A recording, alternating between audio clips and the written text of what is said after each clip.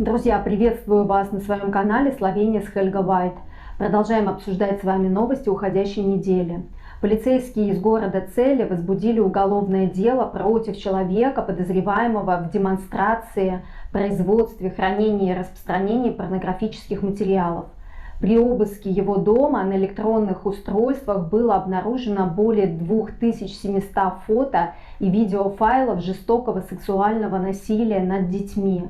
Следователи по уголовным делам Цели установили, что подозреваемый молодой человек связался, по крайней мере, с двумя несовершеннолетними в социальной сети Facebook, обещая им подарки и домогаясь их. Несовершеннолетние немедленно сообщили своим родителям, которые затем приняли меры и обратились в полицию.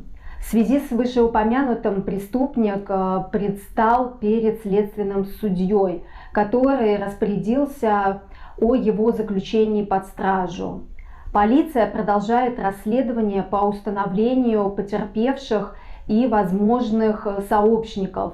Дети и родители должны знать, что лица, которые добиваются своих целей в интернете, обычно терпеливо обманывают вниманием и добротой, а также обещаниями и подарками. Эти люди готовы тратить много времени, денег, энергии для достижения своей цели. Они слушают ребенка, понимают его и помогают ему решать проблемы. Они завоевывают доверие ребенка, а затем потихоньку завлекают его в разговоры сексуального содержания. Некоторые довольствуются разговорами о сексуальности. Другие делают это для того, чтобы получить картинки или видео, которые они собирают или которыми торгуют.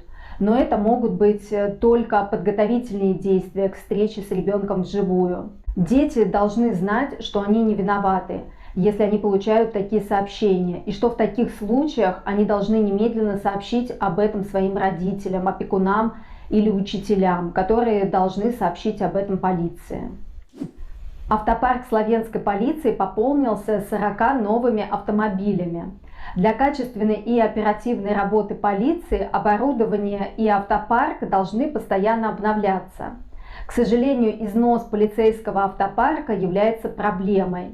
На каждый новый купленный автомобиль приходится как минимум несколько старых с пробегом в сотни тысяч километров, ожидающих замены автомобилей. Новые транспортные средства облегчат и упростят работу полиции. Полиция недавно закупила электрические велосипеды, трехколесные мотоциклы. На самом деле я ни разу не видела полицейских на велосипедах и вообще не видела полицейских мотоциклах. Может быть, им купили как бонус для использования в личных целях. 3 декабря прошел Международный день инвалидов. Необходимо всему обществу осознать пользу, которую приносит активное участие инвалидов во всех сферах жизни. Словенские инвалиды объединяются в организации, которые являются местом для обмена опытом и вносят значительный вклад в улучшение жизни людей с ограниченными возможностями. Организации инвалидов, в которые входят 220 местных ассоциаций, участвуют в Национальном совете. И у них есть лозунг «Ничего об инвалидах без инвалидов». То есть инвалиды сами решают, что необходимо улучшить для их жизни, с учетом знания и опыта. Словения на самом деле является достаточно удобной страной для людей с ограниченными возможностями. Вы повсюду можете встретить людей на электрических колясках, которые управляют своими транспортными средствами без помощи других людей.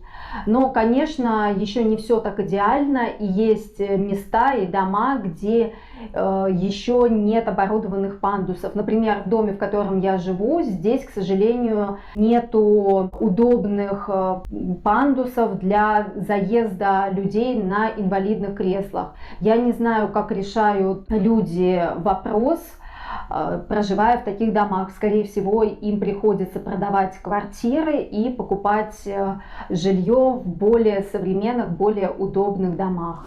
Друзья, на этом мои новости подошли к концу. Не забывайте, пожалуйста, подписываться на канал, ставить лайки. До новых встреч. Пока-пока.